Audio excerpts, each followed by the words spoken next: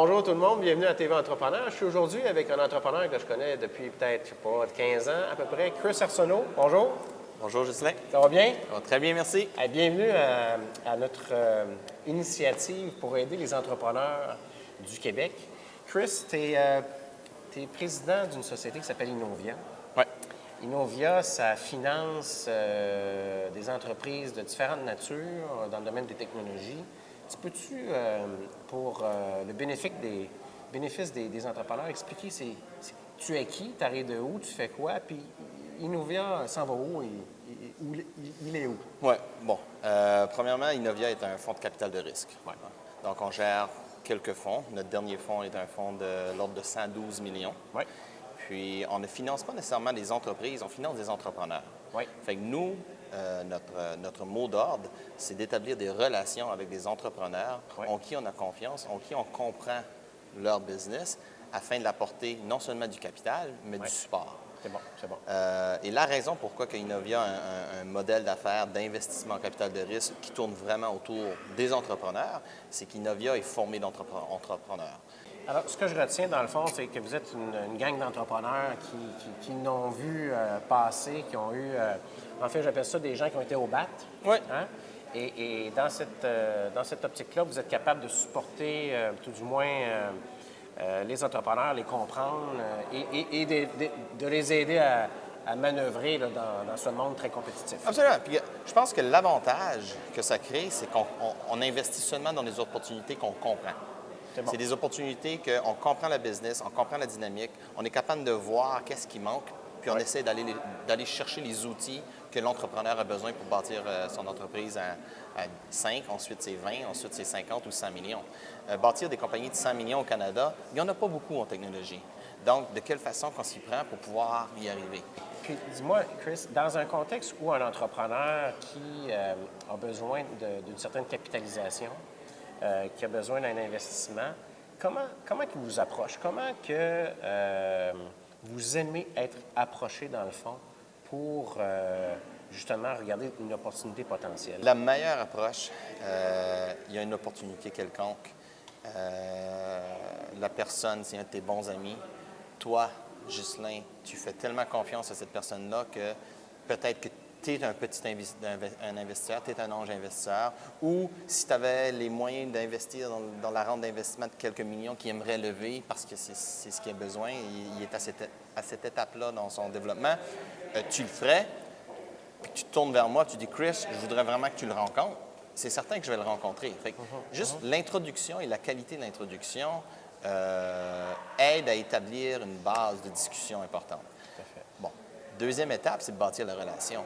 Je ne connais pas d'entrepreneur ou d'entreprise dans lequel on a investi, qu'on a rencontré la personne au mois de septembre, puis qu'à Noël, c'était closé, puis c'était fait. On bâtit des relations. Tout à fait. Fait que nos meilleurs entrepreneurs, nos meilleures entreprises dans le portefeuille actuellement sont des second or third time CEO.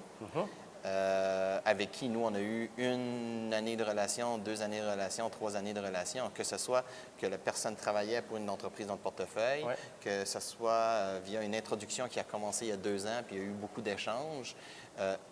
La durée de la relation a un gros et la récurrence de l'entrepreneur a un gros impact. Alors, l'aspect référencement est quelque chose qui sonne bien à tes oreilles puis que tu aimes avoir, en fait, quelqu'un dans ton réseau qui te réfère une opportunité, ça va donner un petit peu plus de chance. Alors, de trouver quelqu'un qui te connaît, par exemple, pourrait être un bon truc, par exemple, et non pas un bon truc à offrir à quelqu'un. Oui. Maintenant, quelles seraient, selon toi, les 3 choses que tu suggères à un entrepreneur de faire s'il cherche du financement?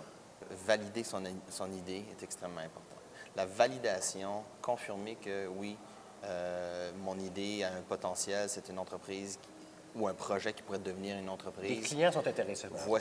Les clients sont intéressés et pourquoi? Et comprendre le pourquoi et comprendre la dynamique du marché. Ouais. Ça, c'est un investissement qui se fait à l'amont.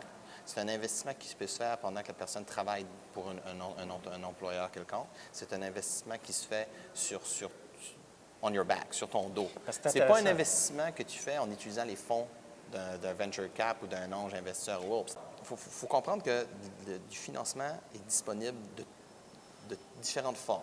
Que ce soit parce que tu n'as pas besoin de tirer un salaire, parce que tu as quelqu'un d'autre qui paye pour ton salaire, que ce soit un client qui paye d'avance, que ce soit un partenaire qui va avoir une certaine exclusivité pour une période quelconque. Et initialement, au début du développement de l'entreprise, c'est mieux qu'à la fin. Un investisseur stratégique parce qu'il veut mieux comprendre un domaine, ou que ce soit du VC. Le financement, ça vient de toute forme. Puis les gens, il faut qu'ils puissent voir large.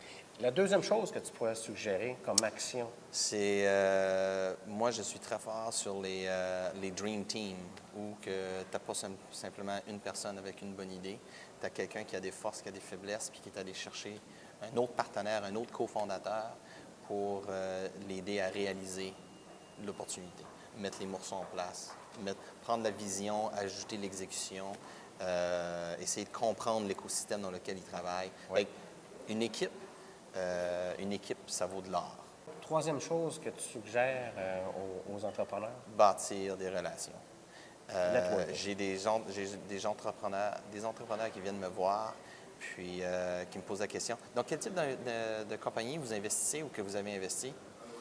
Bien, c'est comme vendre un produit. Si tu ne comprends pas ton client, tu ne connais pas tes clients, tu ne vendras jamais le bon produit. Mais lorsque tu décides que tu as besoin de capital de risque pour grandir, parce que tu as une opportunité qui permet au capital de risque de faire les types de retours qui est nécessaire, il faut faire ses devoirs. Tout à fait. Il faut comprendre le spectrum. Qui sont les joueurs avec qui tu veux avoir une discussion. Ouais.